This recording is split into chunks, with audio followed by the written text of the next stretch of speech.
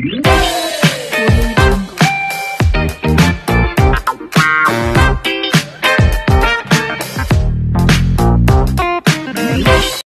सभी को, मैं मत्तू केवट।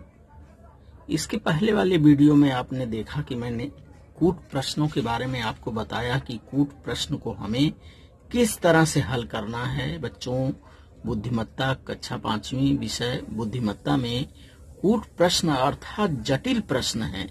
इन प्रश्नों को हल करते समय आपको जल्दबाजी या हड़बड़ी न करते हुए शांत व एकाग्र मन से उत्तर को आपको तर्क, अनुमान, विश्लेषण और सूक्ष्म निरीक्षण इन पद्धतियों का उपयोग करके प्रश्न हल करना है।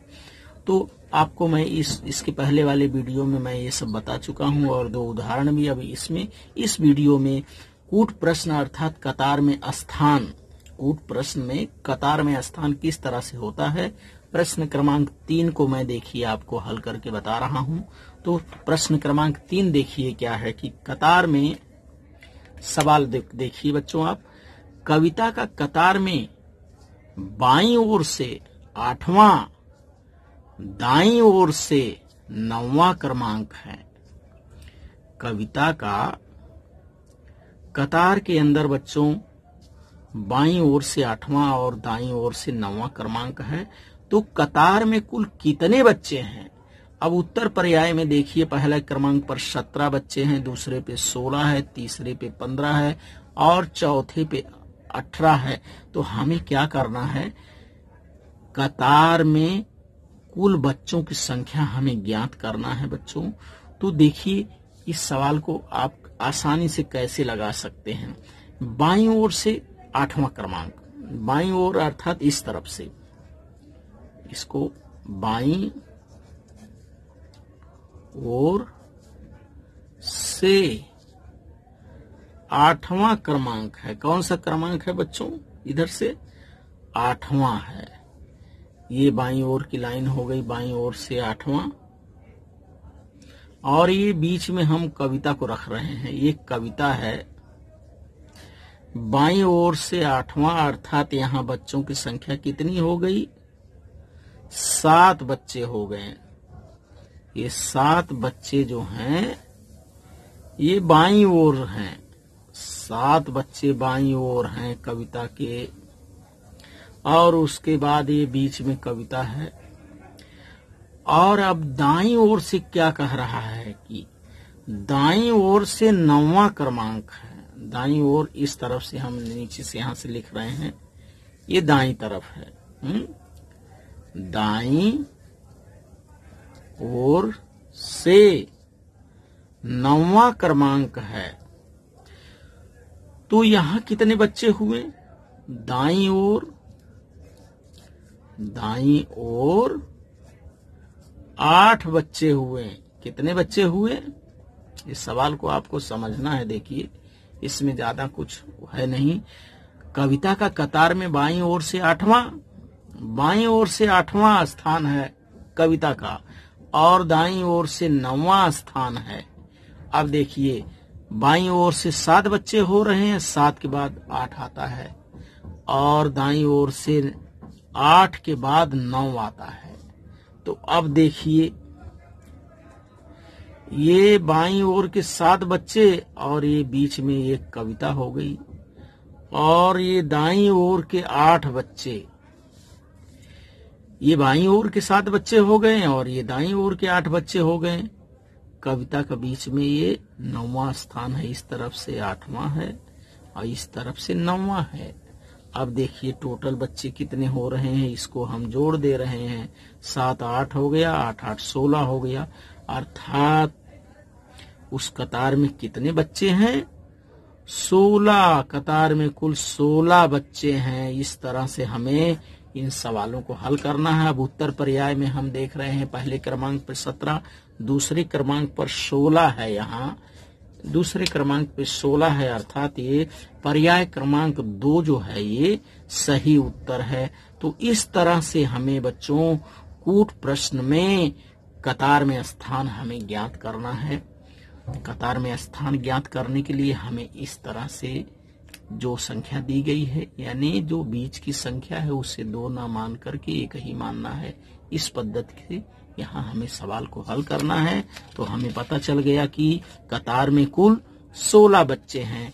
अब सवाल क्रमांक आप 4 देखिए।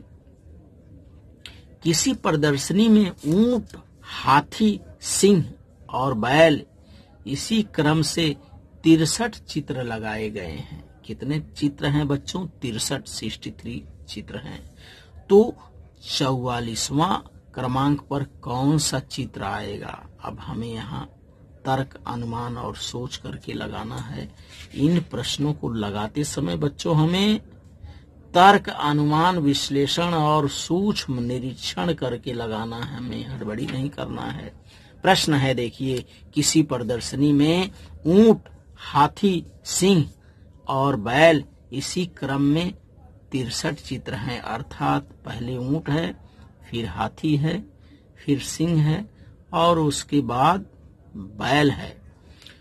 और पूछ रहा है कि 44वें क्रमांक पर कौन सा चित्र होगा। तो हमें यहाँ ध्यान देना है, कुल प्राणी कितने हैं? कुल प्राणी 4 है। प्राणी कितने हैं बच्चों? यहाँ कुल प्राणी 4 प्राणी हैं। और 44वां क्रमांक हमें पूछा है, तो हमें क्या करना होगा? 44वां क्रमांक पूछा है, यहाँ पर 44वां क्रमांक पूछा है। तो इसका इसमें भाग देने पर 44 में 4 का भाग देने पर 11 आ रहा है। अब 11 में यदि हम 44 का भाग दे रहे हैं तो 11 0 0 हो गया। ये 4 उतार लिए, 11 चौक 44 हो गया। अर्थात शेष फल जो है, देखिए बच्चों, इस सवाल का उत्तर जब शेष शून्य रहता है तब दिए गए प्राणियों की सूची का अंतिम प्राणी का चित्र गिनना चाहिए। इसलिए 44वें स्थान पर बैल का ही चित्र होगा। जब शेष फल शून्य रहता है, जब शेष फल शून्य होगा तो बच्चों जो अंतिम प्राणी होगा उत्तर वही आएगा। 44वें क्रमांक पर यहाँ बैल है। देखिए अंतिम चित्र किसका है? ऊंट है, हाथी है, सिंह है और चौथे क्रमांक पर बैल है। तो उत्तर पर्याय में हम देखेंगे बैल है, ऊंट है, हाथी है, सिंह है। अर्थात इस प्रश्न का उत्तर पर्याय क्रमांक 1 जो है, ये बैल जो है ये सही है। और उत्तर पत्रिका में हम उत्तर पर्याय क्रमांक 1 को इस तरह से हमें गोल रंग देंगे। इस तरह से हमें कूट प्रश्नों के सवालों को हल करना है कि ऊंट, हाथी, सिंह और बैल ये 43 चित्र लगाए गए हैं। 44वां क्रमांक ज्ञात करने के लिए हमें क्या करना होगा? तो इस तरह से हम जब शेषफल शून्य होगा तो जो अंतिम चित्र होगा चौथे क्रमांक का चित्र ही उसका उत्तर होगा। धन्यवाद सभी को। इसके आगे और एक सवाल देखिए आप। कूट प्रश्न में आगे की एक सवाल और मैं आपको बता रहा हूँ कि कूट प्रश्न में और कैसे उदाहरण हम हल कर सकते हैं। तो देखिए प्रश्न क्रमांक 5 हम देख रहे हैं कि कूट प्रश्न में प्रश्न क्रमांक 5 को किस तरह से हल करेंगे। किसी कतार में 9 वृक्ष अंतर पर हैं। किसी कतार में बच्चों 9 वृक्ष अंतर पर हैं। 2 वृक्षों का अंतर 4 मीटर है। तो पहले व अंत वृक्ष का अंतर कितना होगा? ये सवाल कूटनीति कूट प्रश्न के अंतर्गत इसी तरह के सवाल आते हैं कि हमें कूटनीति से सूक्ष्म निरीक्षण द्वारा सवालों को क्या करना पड़ता है? हल करना पड़ता है। सवाल है किसी कतार में 9 वृक्ष हैं। किसी कतार में 9 वृक्ष अंतर पर हैं। 2 वृक्षों का अंतर 4 मीटर है। तो पहले वो अंतिम वृक्षों का अंतर कितना होगा? उत्तर पर्याय में देखिए पहले क्रमांक पर यहाँ दिया नहीं गया है, मैं उत्तर पर्याय आपको लिख के बता रहा हूँ। पहले उत्तर क्रमांक पर 60 मीटर है, दूसरे उत्तर पर्याय पर 13 मीटर है और तीसरे उत्तर पर्याय पर 32 मीटर है और चौथे उत्तर पर्याय पर 27 मीटर है। बच्चों, ये इसमें से कोई एक उत्तर होगा। तो हमें क्या करना है? कतार में वृक्षों की संख्या कितनी है? कतार में वृक्षों की संख्या बच्चों, वृक्षों की संख्या 9 है। वृक्षों की संख्या कितनी है? 9 है। और सब में अंतर कितना है? 4 मीटर का अंतर है। 2 वृक्षों में अंतर कितना है? 4 मीटर है। तो कुल भाग कितने हो गए? 8 भाग हो रहे हैं। अब 8 में 4 का गुणा करने पे 8 चौक 32 हो रहा है। यानी 2 वृक्षों के अंतर में पहले और अंत वाले वृक्ष में 32 मीटर का अंतर है।